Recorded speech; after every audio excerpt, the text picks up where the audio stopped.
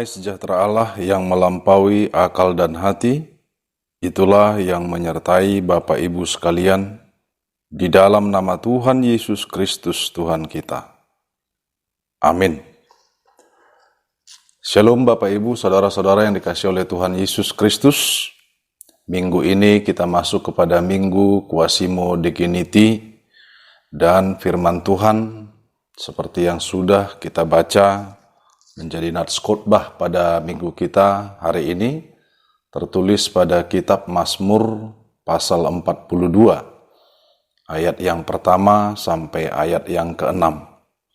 Bapak Ibu Saudara yang dikasihi oleh Tuhan Yesus Kristus, Mazmur ini adalah Mazmur yang disampaikan dan dinyanyikan oleh anak-anak Korah dari suku Lewi.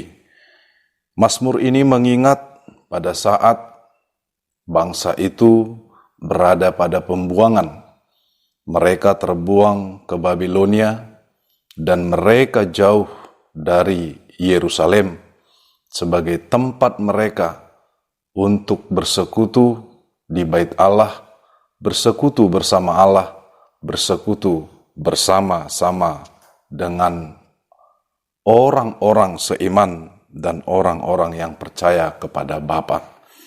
Mazmur ini mengingatkan bahwasanya kerinduan akan umat Allah terhadap persekutuannya dengan Allah. Dan Mazmur ini mengajarkan kita bagaimana kita senantiasa merindukan persekutuan kita bersama-sama dengan Allah. Saudara yang dikasihi oleh Tuhan Yesus Kristus, dari nats ini sendiri boleh kita lihat bagaimana yang disampaikan oleh pemazmur. Dikatakan begitu besarnya kerinduannya, seperti rusa yang merindukan sungai yang berair. Demikianlah jiwaku merindukan Engkau, ya Allah. Pernyataan pemazmur ini adalah kerinduannya pada saat ia mengalami ketakutan oleh karena ancaman, oleh karena tekanan, oleh karena kesusahan atau intimidasi yang dia alami pada saat di pembuangan di Babilonia. Makanya diumpamakan kerinduannya seperti rusa.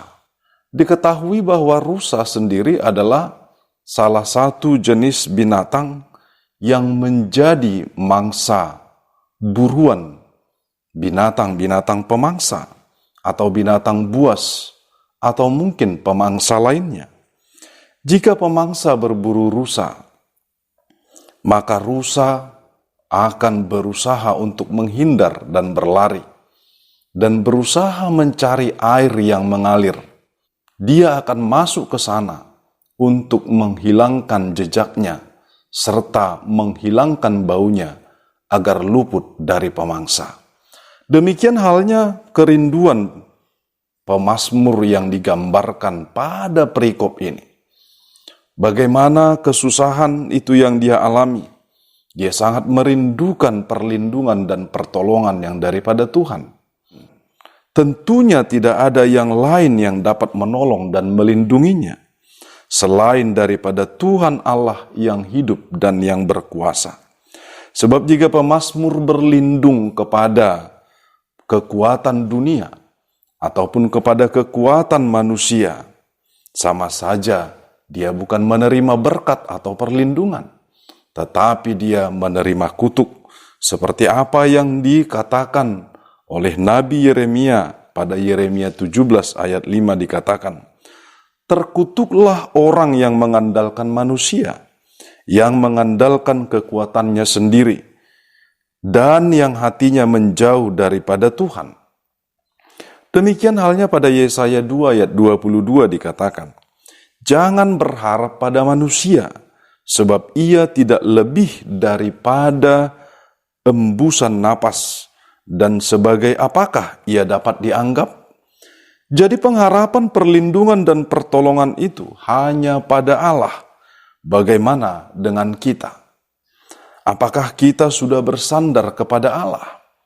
Apakah kita sudah memohon perlindungan Allah ketika datang masa-masa sulit, ketika datang ancaman pada kehidupan kita?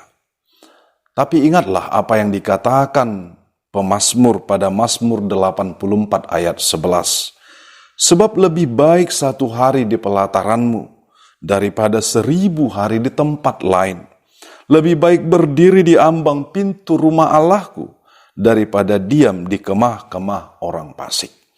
Oleh karenanya Bapak Ibu Saudara yang dikasihi oleh Tuhan Yesus Kristus, firman ini mengatakan kepada kita bahwa kita adalah orang-orang yang akan terus haus akan pertolongan dan perlindungan Allah. Yang kedua, kita dikatakan sebagai orang yang haus akan persekutuan Allah.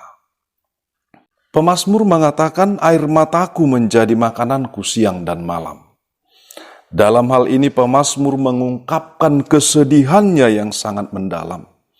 Ketika jauh dari tempat kesukaannya, berada di bait suci Allah untuk bersekutu dengan Allah, bersekutu dengan saudara-saudara seimannya. Dia merasakan kesedihan yang luar biasa. Demikian halnya orang-orang yang hak beribadahnya diambil, pasti merasakan bagaimana kesedihan yang luar biasa itu. Bapak Ibu Saudara yang dikasihi oleh Tuhan Yesus Kristus, pemazmur bukan hanya bersedih sesaat saja, tetapi pemazmur mengatakan bahwa dia merasakan kesedihan itu sepanjang hari, siang dan malam. Dia merasakan bahwasanya kebutuhan pokoknya sama dengan rasa hausnya akan air.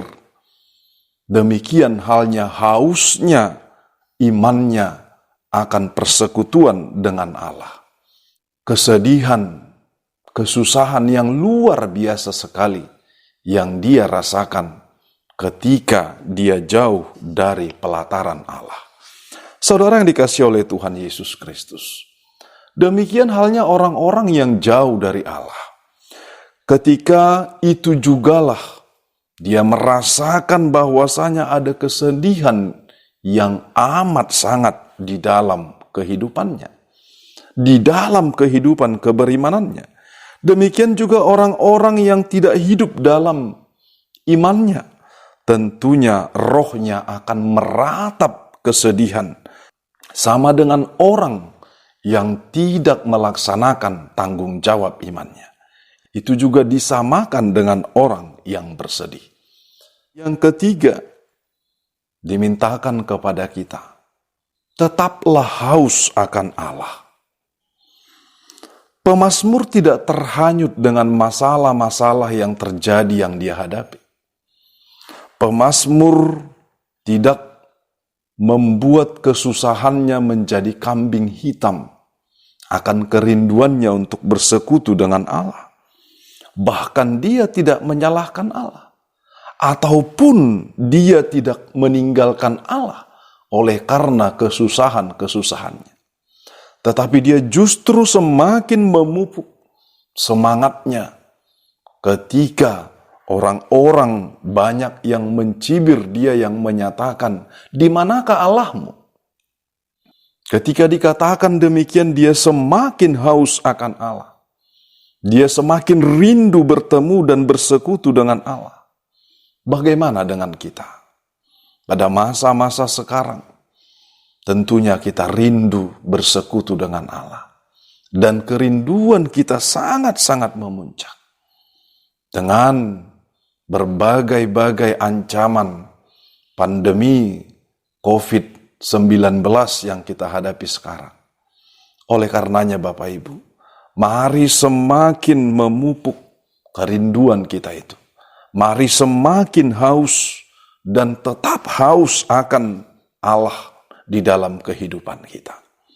Dan mari kita aminkan firman Tuhan pada Yohanes 4 ayat 14 yang mengatakan, "Tetapi barang siapa minum air yang akan kuberikan kepadanya, ia tidak akan haus untuk selama-lamanya. Sebaliknya air yang akan kuberikan kepadanya akan menjadi mata air di dalam dirinya yang terus-menerus memancar sampai kepada hidup yang kekal. Oleh karenanya Bapak Ibu, mari datang kepada Tuhan. Mari datang kepada Tuhan dengan iman percaya kita. Dengan mengandalkan kasih Tuhan. Dengan mengandalkan anugerah Tuhan. Mari tetap merindukan dan haus akan persekutuan bersama-sama dengan Tuhan. Mari tetap merindukan perlindungan dan pertolongan Tuhan pada masa-masa kesusahan yang kita hadapi saat ini. Yohanes 7:37 dikatakan, barang siapa haus, baiklah ia datang kepadaku dan minum. Tuhan Yesus mengatakan, mari datang kepada Dia. Mari hampiri Tuhan Yesus. Datang kepada Dia. Maka ketika kita haus datang kepada Tuhan, haus akan kebenaran, haus akan firman Tuhan, haus akan apa berkat Tuhan di dalam kehidupan kita, haus akan bersekutuan bersama-sama dengan Tuhan. Ibrani 13 ayat 5 dikatakan bahwa Dia akan terus menemani kita, bahwa Tuhan akan terus menyertai kita. Walaupun pada masa-masa sulit, sama dengan pemazmur yang mengatakan pada nats kita ini, ayat 6 dikatakan, mengapa engkau tertekan hai jiwaku, dan gelisah di dalam diriku? Berharaplah kepada Allah, sebab aku akan bersyukur lagi kepadanya, penolongku dan Allahku. Mari terus meyakini bahwa Tuhan akan senantiasa menyertai kita. Ibrani 13 ayat 5 dikatakan, aku sekali-kali tidak akan membiarkan engkau, dan aku sekali-kali tidak akan meninggalkan engkau. Tuhan mengatakan tidak akan pernah meninggalkan kita, tetapi akan terus menyertai kita sampai kepada akhir zaman. Dan Tuhan mengatakan kepada kita, agar kita tetap bersemangat di dalam kehidupan kita. Semangat kita, semangat keberimanan kita, semangat keberalahan kita, semangat kita dan kerinduan dan kehausan kita akan persekutuan dengan Allah. Kerinduan kita akan pertolongan perlindungan Allah. Itulah yang akan senantiasa kita pupuk dan kita bangun di dalam kehidupan kita. Percayalah, Tuhan akan segera memberikan apa yang terbaik di dalam kehidupan kita. Tuhan akan menyatakan rencananya yang terbaik di balik dari kesusahan yang dihadapi dunia pada saat ini. Kiranya Tuhan Allah memberkati kita Bapak Ibu, dan biarlah kiranya kasih Tuhan, penyertaan Tuhan, menyertai setiap keluarga kita, dimanapun kita berada. Tuhan Allah memberkati, Tuhan Allah menyertai kita senantiasa. Amin. Kita berdoa. Terima kasih ya Allah atas penyertaan-Mu di dalam kehidupan kami. Biarlah Engkau senantiasa memberkati kami Tuhan. Kami sudah dengar-dengaran akan firman Tuhan, bahwasanya kami terpanggil untuk senantiasa rindu akan persekutuan bersama-sama dengan Engkau. Bersekutu bersama saudara seiman kami di bait suci-Mu. Kami serahkan kehidupan kami.